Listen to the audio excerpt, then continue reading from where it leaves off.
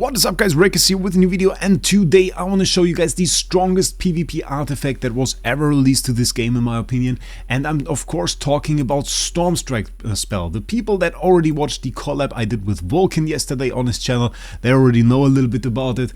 But today I want to go into more depth and I want to show you how far we really can go, how much of a Paragon distance this combo can really bridge. And I can tell you in advance, I beat a team that basically had 2 times as much inspiration, so 2 times as many Paragon buffs on their team as my team, so a pretty massive gap. And we're going to watch this fight today. We're going to try to recreate it also. If we can't, we're going to watch the recording. First of all, I'm going to show you how this really works. What you have to know is we summon a lightning strike whenever an enemy hero loses 40% of their HP, and we deal a ton of magic damage, reduce vitality and energy on it, and this gets buffed the further you upgrade it, and looks rather fancy. And what this gives us is instant defeats for the back row. So you want to keep an eye out for that ulcer that he placed right there. We're going to take that high Paragon team first to show the full extent of like attack with this. Keep an eye on that ulcer because it's not going to be there for long. Check this out. Still there, and it's gone. 88 seconds. We were 2 seconds into the battle and he lost the hero. Lost the hero 2 seconds into the battle. Absolute madness. And now check out those lightning strikes when they come from above. They're on the Paragon now. And bam! Absolutely massive damage from those lightning strikes coming from Stormstrike spell. It feels like they do more damage than the team. And also Lawson in the team. Interesting, kind of discarded hero, but now with the combo he's back. So how does this work? How does this really work in depth before we go into the huge Paragon difference team? So the first thing of course is we need the artifact. The artifact is Stormstrike spell, and not everybody will have this at the very moment. What you need to get is to have to go into quests, into season quests, and right over here you see there is Stormstrike Echo. And now you might be in the situation that you say, hey, my weekly limit isn't at 2000, it's at 1750. In that situation, it means you don't have one of the gazettes. The gazettes are over here. You need either the classic or the premium gazette. That actually moves your weekly limit 1 week ahead, and then you would get it this week. If you don't, if you're free to play maybe, or just don't have any of the gazettes, then you will get it next week. So that is something to note right here. Once you have the artifact, what you also want to have is the Graveborn faction talent. That is actually key to this combo, and that is why it is so instant. If you've never heard about this, what this does is it basically allows your heroes to seize the soul of an enemy and they instantly lose HP. And in this situation where we have 2 tiles, 2 of the enemies will lose 51% of the HP immediately, triggering our artifact 2 times immediately.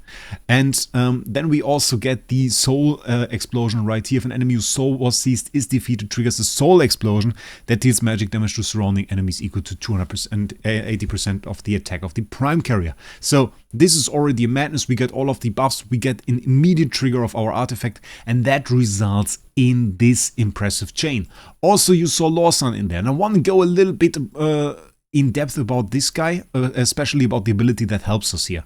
The ability is used in conjunction with like the artifact and the faction skill in this situation, because what he has is his Storm Mode Retribution ability, which is considered, or was always considered even during the review time of him, one of the best abilities that he has.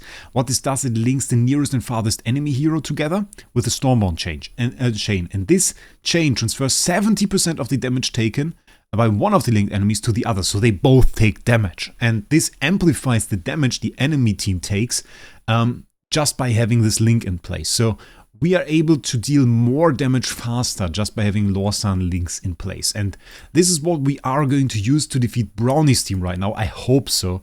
Of course, with a huge Paragon distance. I try to optimize that in the direction of having a huge Paragon distance. You can see he has 3 V4 heroes on this team, a V3 hero and a Supreme Plus hero. And what I came up with is basically this team. And here we have 1 Supreme Plus, 1 Paragon 1, the Paragon 3 Lawson, a Paragon 2 Igor, and a Paragon 1 Scalita. And what this ends up being is we have an inspiration and intimidation buff of 67.5 on Brownie's team, and an inspiration and intimidation buff of 34.5 on my team. So we're almost half the inspiration of Brownie's team, and this is a substantial difference. So we're going to try to recreate my win here. Is it a 100% win? No, definitely not. Definitely not. but we're going to try our best and we're going to see if we can actually do it. We want to get rid of this shark here really fast, which worked out. That is good. Next threat, obviously, yeah, is that Wraec. So we'll have to see if that Wraec wants to play with us or if he's going to be mean, which I sure hope he isn't. Let's see, we get the Bonnie ult over there, Cullen there with the Mars CC, and I think he's gone. I think he's gone, and there we go. Victory right there. And I think we actually, did we even lose a hero? I'm not too sure we even lost a hero. So yeah, flawless victory right there with a team with half the Paragon, which is a madness. I mean, this is against 3v4 heroes, I'm not joking here. Look at that, that's a 6-star Lily May, that's a 6-star Wraec. I mean, from the team composition, certainly an experimental one that Brownie made here, trying to combine Lumont with Alsa and everything, which is cool. And maybe as a Wraec with the prey chasing from the faction talent. Yeah, okay. A little bit more experimental, but still nonetheless, we have the pressure from the higher Paragon, from the enemy team on our team. And still, nonetheless, we're able to beat it with those heroes. And by the way, Bonnie is a great combination for this. Because what we get here is, we have her aging buff. We cast aging on the rearmost enemy. And we basically insta-defeat the rearmost enemy with this combination. And that also, with Mythic Plus, spreads her aging to 2 unaffected enemies. So we get basically an insta spread of her aging effect to 2 unaffected enemies. And yeah, that is quite the madness. So a ton of damage there coming from Bonnie every single time, plus a little bit of extra CC. The Cullen is just here because his team is rather offensive. And he provides us with a little bit of extra survivability. Igor, of course, is actually quite nice with this. Like, not that he's a super great PvP hero still. The good thing about him is we generate tombstones immediately. Usually tombstones are generated, let's see. Every time an enemy hero loses 40% of their HP, a tombstone is generated. So the thing is, like, really at the start, we should be able to see it.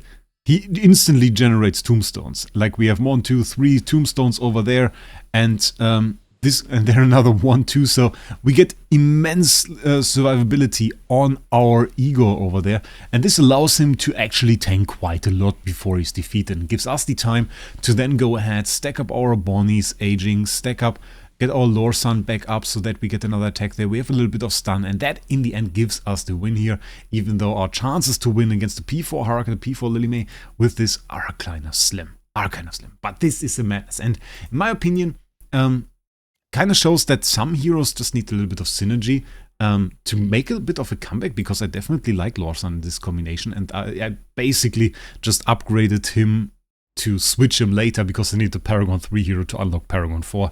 But now, I don't know, like for the season, I kind of want to keep him, because that is an insane combo. You definitely want to use that now in Supreme Arena as well. I already established one team here for this combination, Stormstrike spell, Graveborn tile, we got that. This one, the Carolina, is just in here because, well, it's another Graveborn hero and she's V4.